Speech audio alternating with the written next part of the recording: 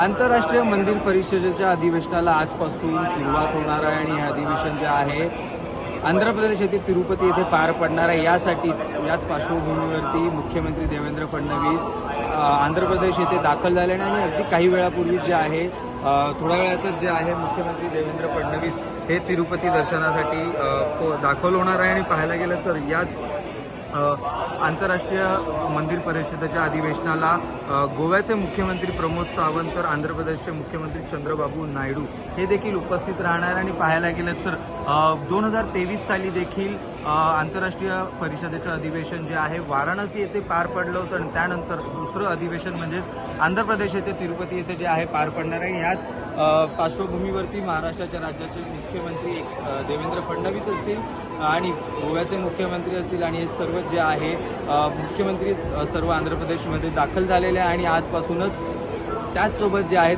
भाजप आमदार प्रसाद लाड, प्रवीण दरेकर आणि मंत्री आशिष शेलार देखील हे आंध्र प्रदेश येथे तिरुपती येथे दाखल झालेले पाहायला मिळतात। व्हिडिओ जर्नलिस्ट प्रवीण शेट्टीसह तिरुपती।